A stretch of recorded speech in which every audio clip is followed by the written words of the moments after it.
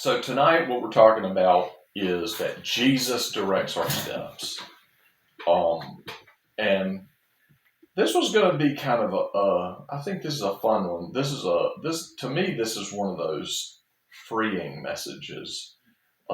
Typically, a message with Jesus in it needs to be freeing, but what God sets these plans and these desires in our hearts, that we all have these desires, these dreams, these destinies in our minds and our hearts, and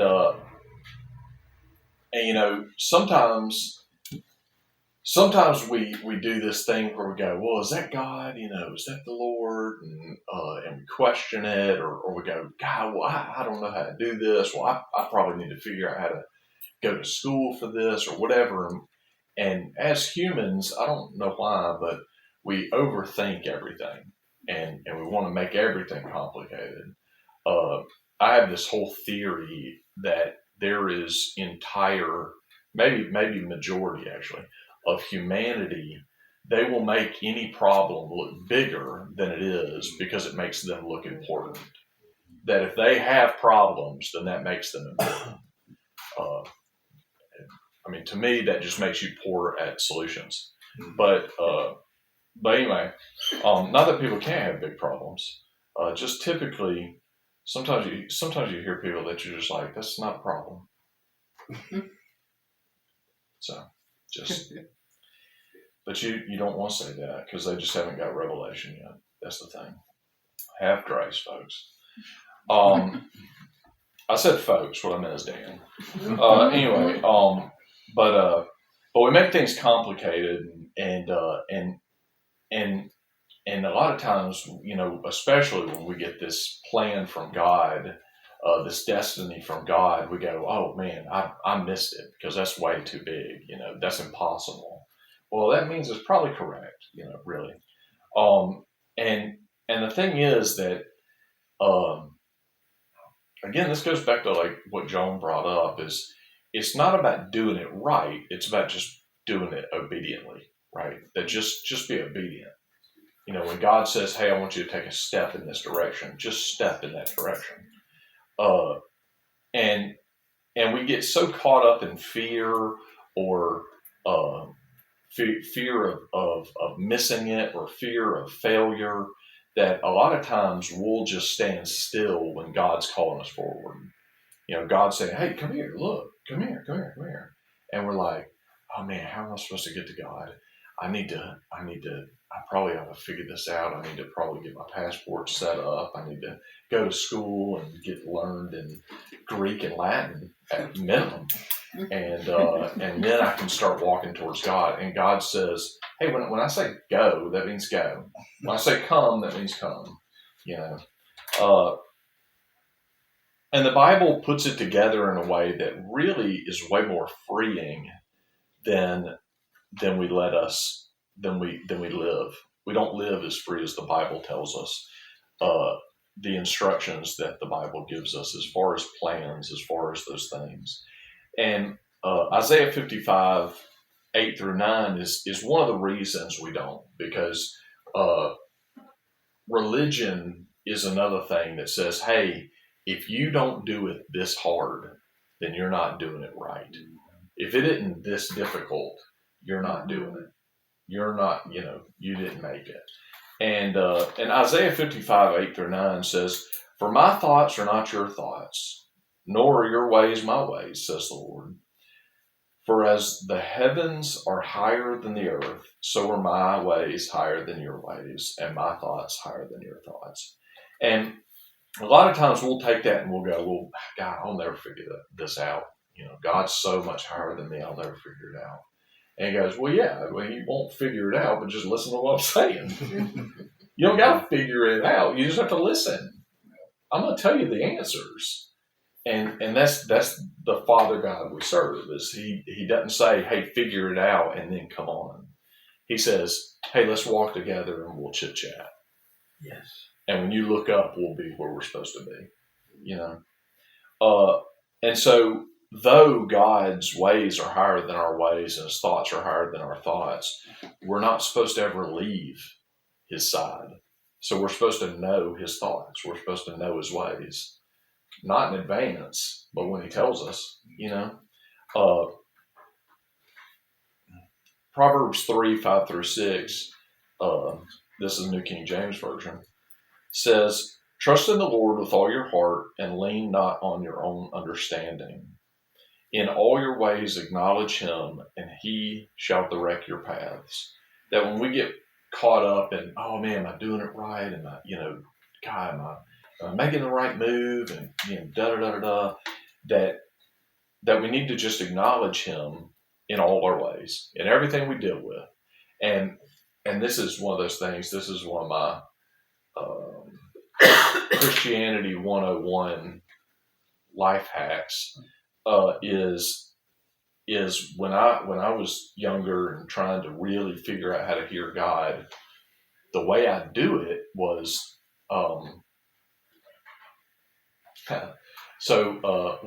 the principle of why I did this is that God is a peaceful God, that we feel peace when we're with God, right? That we should feel peace with him. There's a peace in him. And so in these moments where I'd have a decision to make, whatever it may be, let me think, this job, I'm going to take this job. And I pray and I go, Lord, should I take this job? And God go, God's saying something, but I can't hear him because I hadn't trained myself at this point to hear him well. And so what I'd do is I'd go, I'm going to take this job. I'm going to take this job. I'm going to take this job. I'm not going to take this job. I'm not going to take this job. I'm not going to take this job. And I do it until I felt peace in one of those statements. That I just keep doing it until I felt peace. And this is something, this would be something that I don't know the answer, And when I'd find peace, I'd be like, okay, God, by faith, I'm believing that's you because I have peace at it. And I didn't have peace, and now I do have peace. And so I'm going to do that. And so I trained myself to hear his voice. And now I don't have to do that exercise, which is nice. But in that if we acknowledge him in all our ways, so whatever way we have, if it's this way or this way, but we take both those ways and we acknowledge him and we say, Lord, which way should I go? That he will direct our paths. And so it doesn't matter that when God says, hey, this is what you're going to do. You're going to be, I don't know, a dandy of a preacher. That it doesn't matter you don't know how to get there. It just matters that whenever there's a crossroad, you go, well, Lord, here's my ways.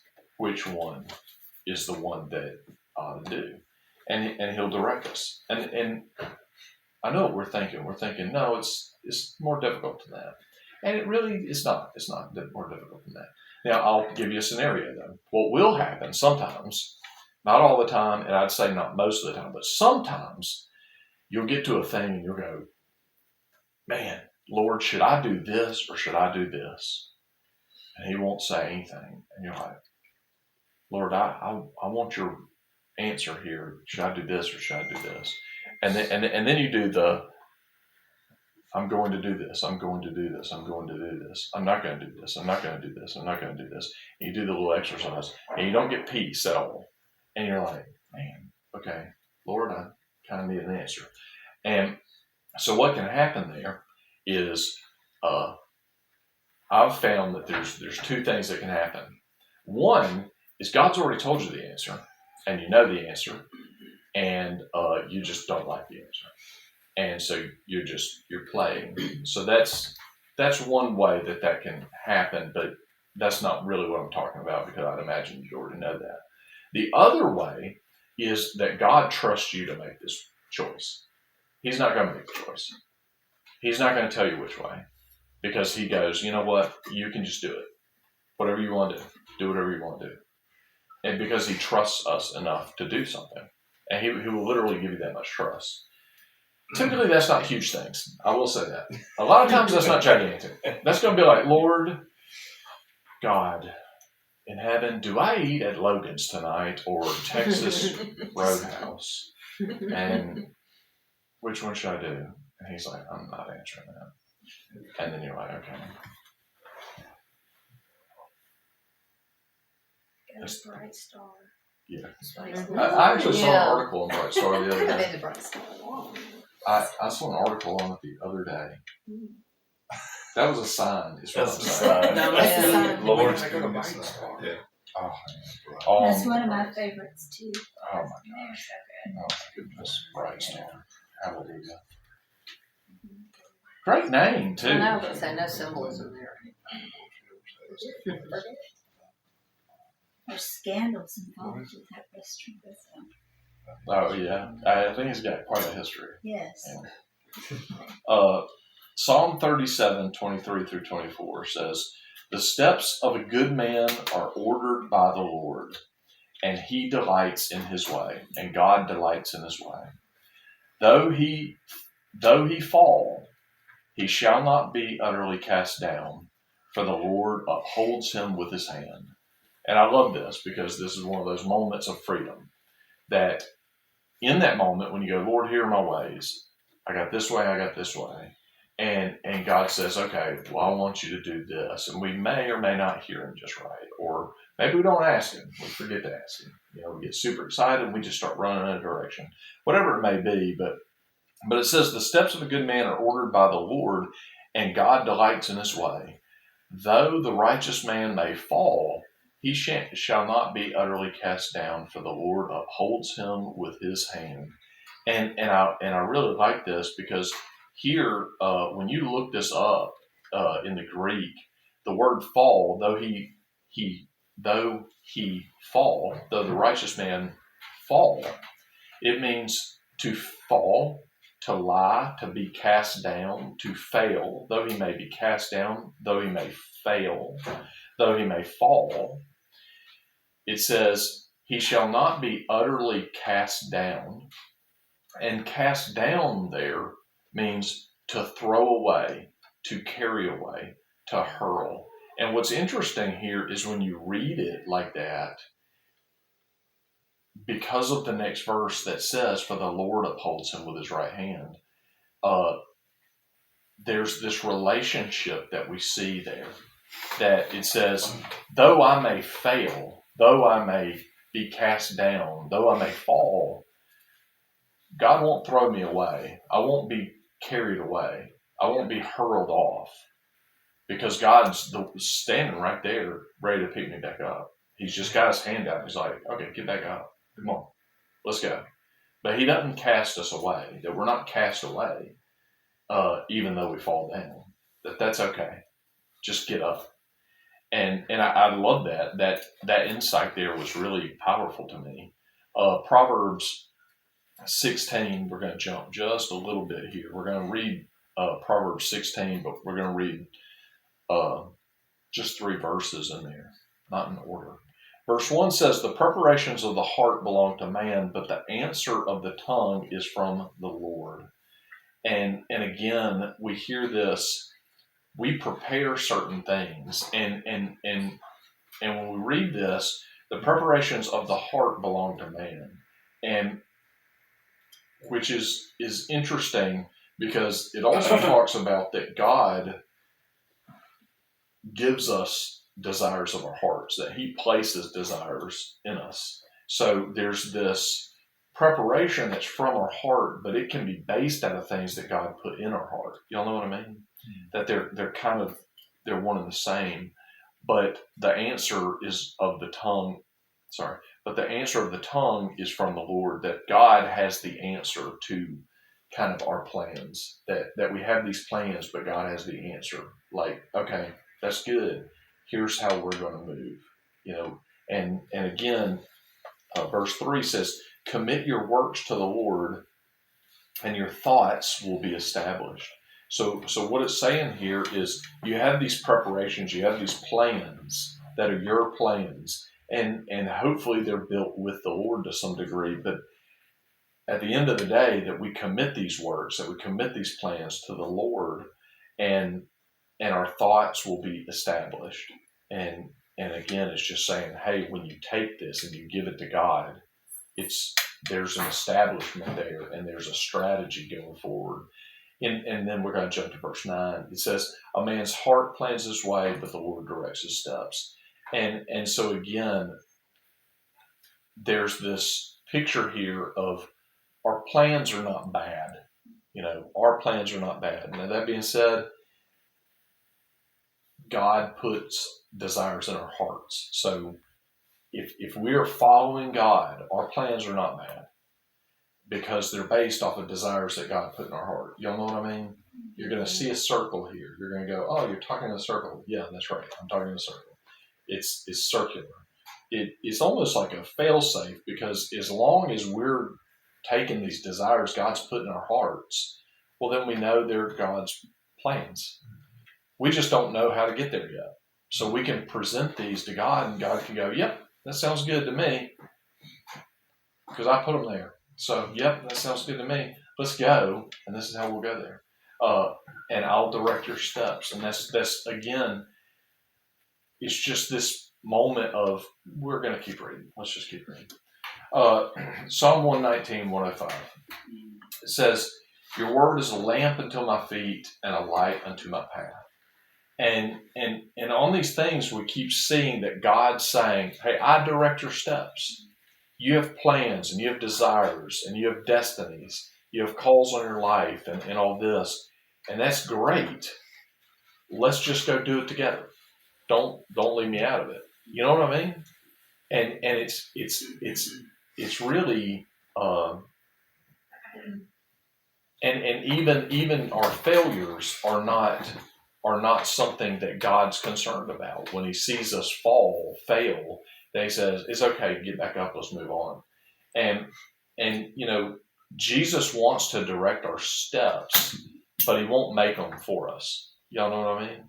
And a lot of times what happens is we're so scared we don't want to step. And maybe it's lack of knowledge, or it's giving God control scary or something like that. It's typically fear, honestly. 99% of the time it's just fear. Fear is the worst. Anyway, but God's saying, hey, my word is a lamp to your feet. It's a light to your path. You can just start walking. And this is so Sunday school, but I vividly, weirdly remember it, but my Sunday school teacher talking about like a lamp, like a kerosene lamp, and that when you have a kerosene lamp, it doesn't throw light very efficiently, but you can see your feet, but you can't see super far away. And so often that's how God is God goes, yeah, take that step. And it's like, well, yeah, but what's over there? He's like, well, you're going to have to take that step to know. And it's like, well, darn it. And again, it goes back to fear and trust that if you don't trust God, then you're not going to take that step because He's not going to tell you, He won't tell you the whole plan. Because without faith, you can't please God. And if He tells you everything, there's no faith involved. So, dang it. But Jesus wants to direct our steps. But again, He won't make them. He won't make us take them, and He won't make them for us. So we have to trust Him, and we have to listen to Him. And I like these two stories, Matthew 8, 23 through 27. It says, and when they got into the boat, these are just super fun stories. So this is Jesus and the disciples. And when He got into the boat, His disciples, they followed Him. And behold, arose a great storm of the sea, so that the boat was being swamped by the waves. But He was asleep. And they went and they woke Him and said, save us, Lord, we're perishing. And He said to them, why are you afraid, O you of little faith? Then He rose and rebuked the winds and the sea, and there was a great calm. And then the men marveled, saying, what sort of man is this, that even the winds and the sea obey Him? And what's interesting here is He gets into a boat with a bunch of folks that know how to drive a boat. A lot of them are fishermen. And so He gets in this boat, and Jesus is so comfortable with the way they navigate and the way they drive a boat that He goes to sleep. He's comfortable enough, And also they they had to know where they were going because, again, Jesus went to sleep. So we can assume that Jesus gave them directions. He said, hey, I want you to get over here. Let's get in the boat. We're going over here. I'm kind of sleepy. I'm going to take a nap. So just let's go over here. And when God says, let's go over here, there's no chance of us failing doing that unless we don't do it. If we don't do it, then it won't work. But if God said, hey, me and you, we're going over there, you can guarantee you're going to get over there. And so the disciples here, they get wound up and they're like, oh man, this storm is bad. We are not getting over there. Jesus said go over there. We are not getting over there. We need to go wake them up because we need to tell them bad news. We're about to sink. And so they go wake him up, and his response is, why are you afraid? Well, Jesus, let me see. Oh yeah, the boat's sinking. The boat is literally sinking, Jesus. That's why we're afraid. And the reason he can say, why are you afraid? Is because he said, we're going over there. I didn't say we're going down there. We're not drowning today. That's not what I said. I said we're going over there. And a lot of times we get wound up in the middle of these places that we go, this doesn't look like I thought it would. Lord, this is hard. And God goes, I didn't say it was going to be easy. I said we'd make it. I have some bad news, folks. Sometimes life is not easy. Matthew 14, 22 through 34 is similar, in a similar vein. Immediately, Jesus made the disciples get into the boat and go before him to the other side while he dismissed the crowds. And after he dismissed the crowds, he went up on the mountain by himself to pray. And when evening came, he was there alone. But the boat, by this time, was a long way away from the land. And so you can assume that Jesus gave them some sort of heading. Hey, head that way. I'll meet you there. I'll meet you there. And they went, at this point, they have a little more faith. And they go, well, I'm not going to question. That doesn't make sense. Because we're about to drive across this water. And Jesus is going to hike around it. I don't understand how he's going to get there. But he's saying go over here, so we'll do it. And so they get in the boat and they start going. And it tells us that go before him to the other side, that he told them go to the other side. So he gives them directions again.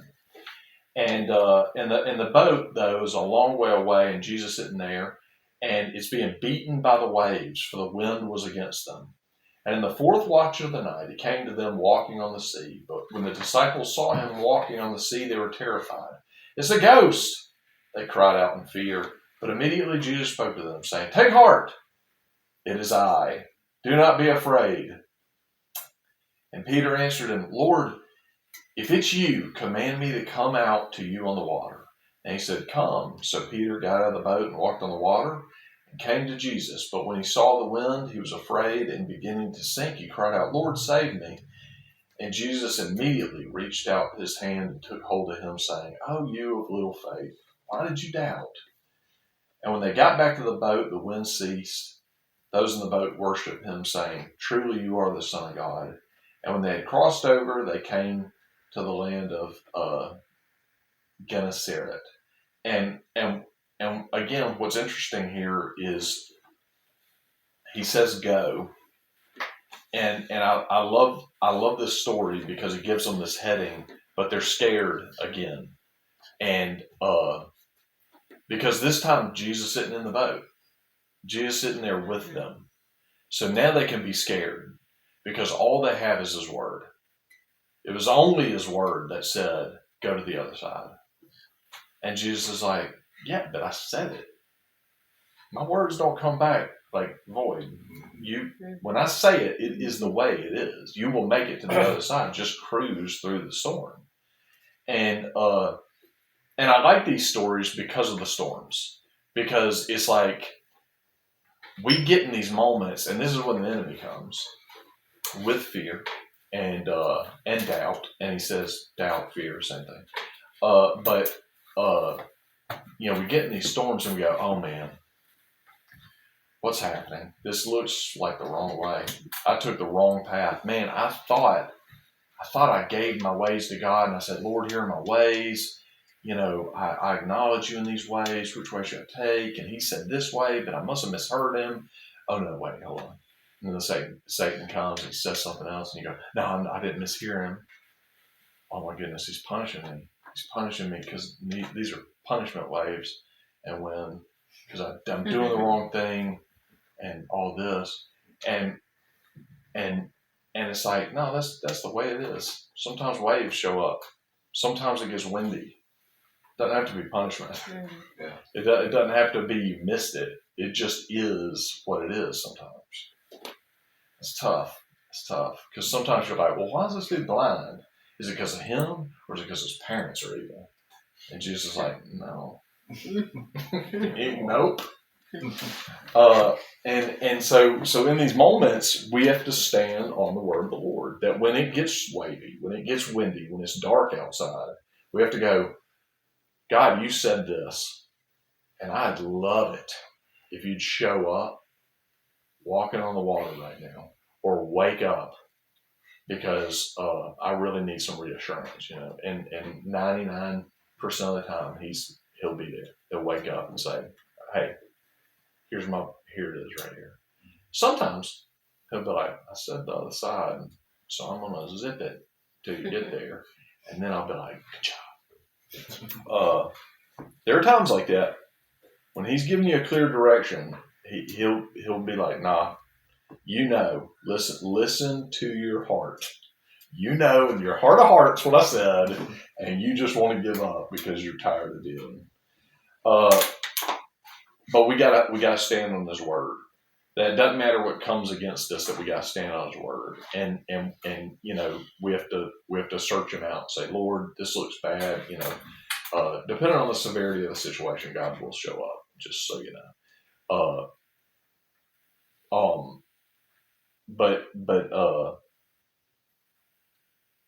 Again, another freedom verse is Proverbs 24:16, and it says, "For a righteous man may fall 7 times and rise again, but the wicked shall fall by calamity."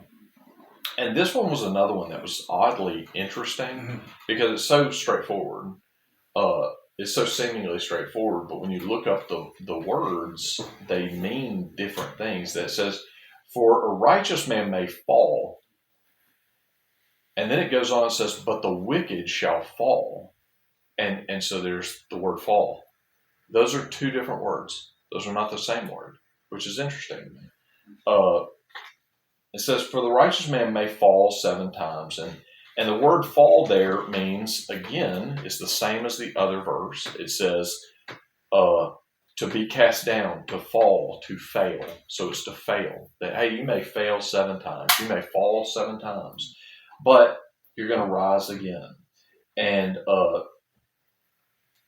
now when it says, "But the wicked shall fall by calamity," it means to stumble, to stagger, totter, bring injury or ruin to, overthrow. And there's something interesting in how permanent it sounds when it defines this word. This word is a permanent fall. It's very strange because this word, the way a righteous man falls, well, he just falls and he can get back up. But the way a wicked man falls, it's a stumble or a stagger. So stumble and stagger, that's a consistent fall. If you're stumbling around and you're staggering, well, you're falling, you're just standing up still. Y'all know what I'm saying? Mm-hmm. Totter, but then resulting in like a bringing of injury or to ruin. And so there's this permanence, there's this strange like extreme version of falling with this wicked man. And I really think that's interesting.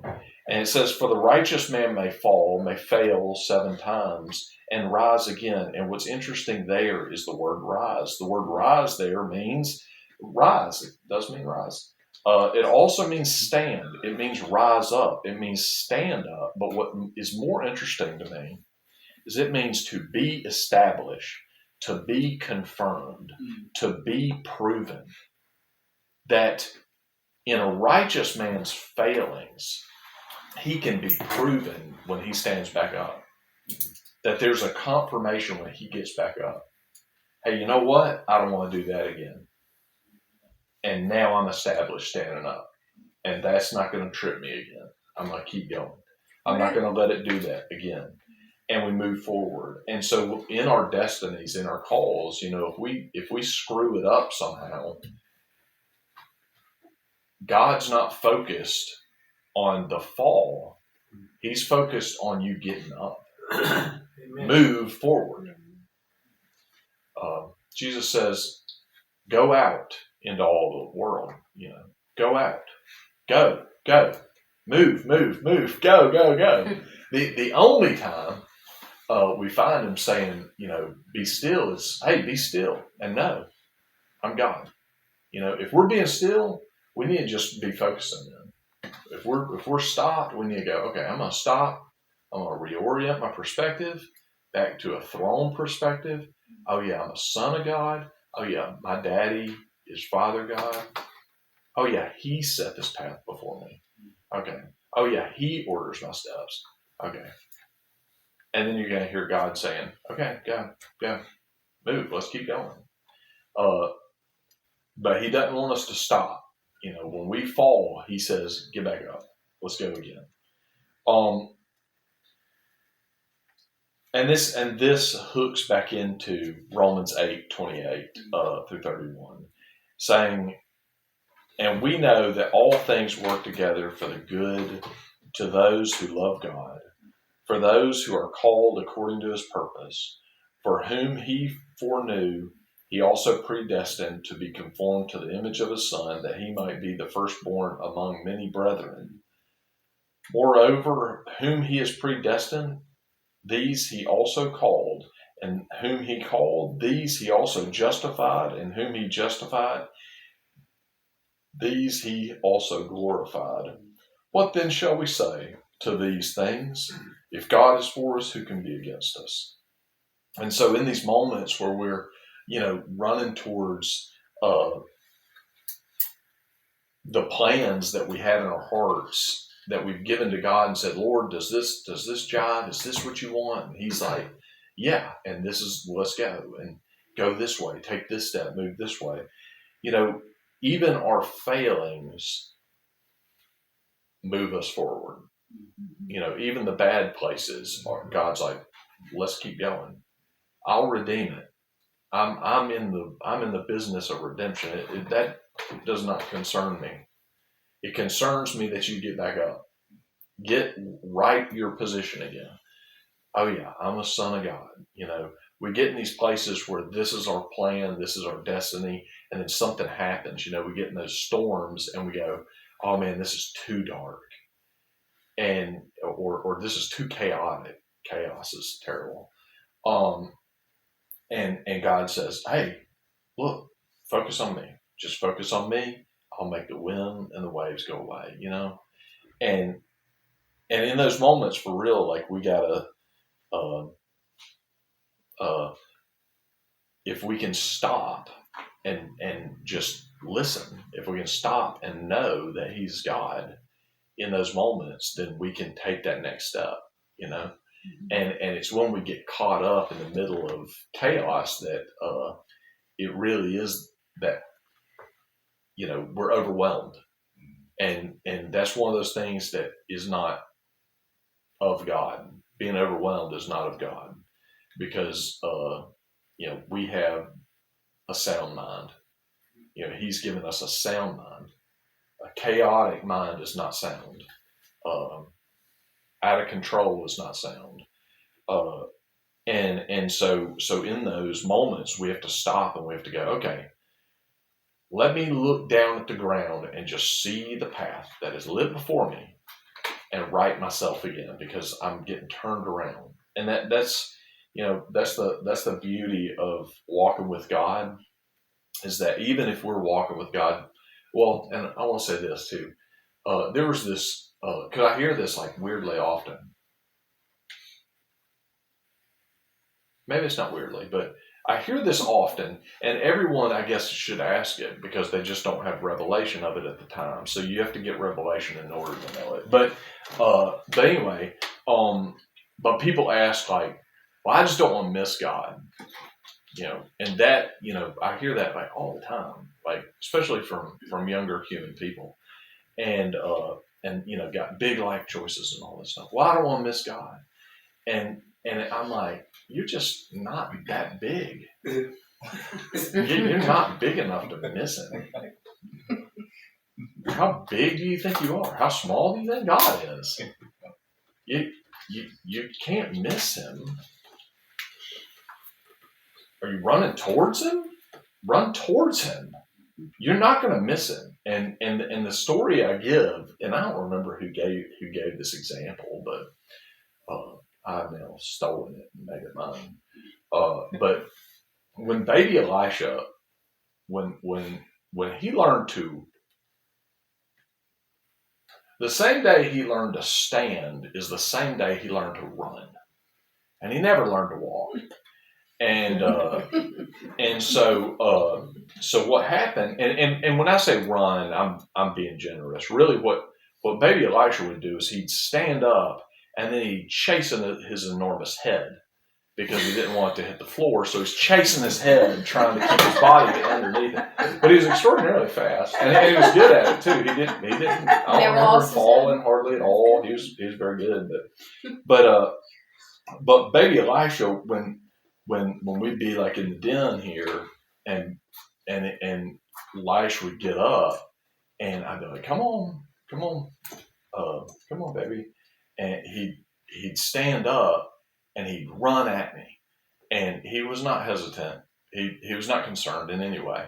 The reason why is because as his father and me, Dan, I'm not terrible at catching a child running at me. I'm good at it, especially if it's my kid. And so he's not very good at running or moving, so he's not going to juke me out or anything. I'm enormous compared to him.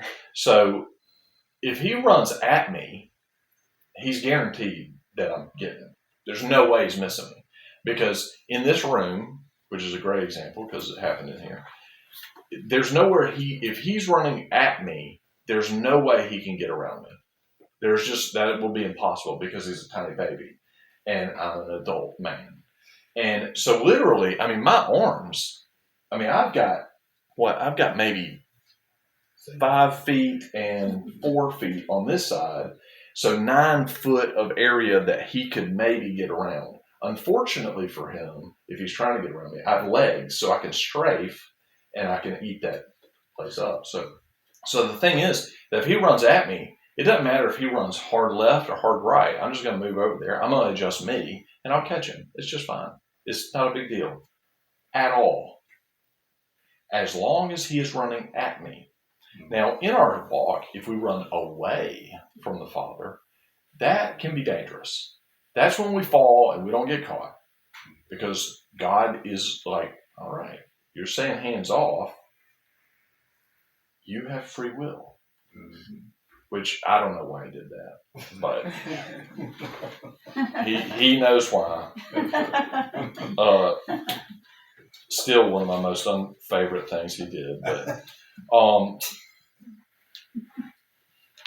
but anyway, so when we're concerned about stuff like that, it's like, and again, I didn't put this verse in here, but God weighs the intentions of the heart. God looks at the intent of the heart, and so when my intent is, Lord, I want to do what you want me to do. Well, if we end up over here and this isn't where God called me to be, he'll go, hey, move over here. Come over here. Let's get rid of this and let's move you over here. As long as we're with him, y'all know what I mean? Mm-hmm. It's just not that big a deal, really. What I'm saying is it really isn't that hard, and we just make it too hard. Yeah. Now, in the middle, do we get blinded because of, we can't see the forest for the trees kind of deal? Sure we do. But that's because we're not thinking. And if we just stop and we go, you know what, Lord, I'm running towards you. And right now, I'm sure you have a lot of confidence in me, so you're asleep in the boat because you're confident that I'm steering it correctly. But if you could wake up and just let me know that I am, that'd be great. And 99% of the time, he'll be like, yes, you are. You're going the right way. Keep going. You know, he'll give you a 37, you know, or he'll give you a new Fortnite skin. You know, Elisha got a new Fortnite skin today. He said, Dad, I think I'm going to get this skin. I was like, oh, okay. And he was like, because it's green, and green's his favorite color. And the name of the skin is Taylor, and the character is a tailor. He sews clothes. But he also looks super cool. But anyway, and then on his back, what was cool is it had the Celtic Trinity sign. And I was like, oh, the Trinity sign, how cool. And Elisha was like, oh, what's that? I was like, Father, Son, and Holy Spirit. And he was like, oh, that's the symbol? I was like, it can be the symbol, yes. And he was like, oh, neat, da da da, yada yada yada. But it was one of those moments where it's like a little God kiss to Elisha. But anyway, and God will give us those little nods. You know, when we're walking, God will nod to us. You know, be like, "Hey, you're doing right." Flowers growing in the yard or something like that. I can't think of very good ones. Blue jays. There we go. What's one of mine? Doves on a fence. Doves on a fence. Yeah. That's a really good one. Yeah. Do I have any of those? 22, 22. 12, 22. 222. Yeah. He shows me that too often. That's not special anymore. I just see it constantly. He winks at me all the time. I know, but that's what the thing is like. You're not one of those. I'm talking about one of those ones. I'm not talking about when he's just winking. We wink all the time. He winked at me today. God and I wink all the time with the 9/11 and 37 reminder covenant, but today it was like a big old hug. Yeah, now he can do that. He can do that with 222. Right. So sometimes it can be like, very oh, this profound. is super weird. Yeah. But I mean, yeah, he does that all the time. I just, some people have like rainbows and stuff. Rainbows and shooting stars that I never see. Yeah. I don't see shooting stars. Rachel, what was the verse you quoted? What was that Denise? The 12, was it 12:22? Oh, I was saying that Dan sees 12:22. Like he'll see 12:22. Oh, that's that's his his number. number. That's his And number. yeah. 222. 222. I'm 12:22. Yes. My bad. Yeah. Well, so when you said it, I was like, yeah, sure. I mean, that'd be kind of like weird version. Yeah. I mean, there are 3 2s in it, but that's kind of like God kind of half winking at me. Yeah, that's right. Yes. Jar ones. Yeah. I mean, Dan, That's what I meant. Yeah. you defined rise when the righteous rise, and you said a couple words. You said established, proven, and what was the other word? confirm. I think it was confirmed. Let me get over to it. Confirmed. Okay, Yeah. thanks. Established, confirmed, and proven. There's a whole body of research called Failing Forward. Yeah. And they looked at, the question was, AT&T had this question, they're hiring international executives, and they wanted to know, how do we determine the people that no matter what will keep rising to the top even if they have a big failure? And so they did research because they found that there are people who had big failure, and so they'd be rising to the top, they'd fail, and then they'd stop rising, they'd plateau the rest of their life. But there were some that would rise to the top, have a fail, but they'd keep rising. And AT&T said, we want those. We want the risers. So they did all this research, and they found out the only thing that differentiated the two groups, and they looked at, financial acumen and IQ and EQ and just everything you can imagine. And the only thing they found that made a difference was that the risers had the ability to learn from experience. Yeah.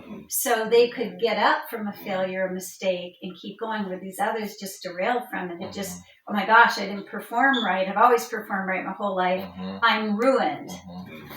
And I think that goes back to fear, is that you can be bound in fear, where it's like, I'm going to make sure that never happens again in an unhealthy, strange way.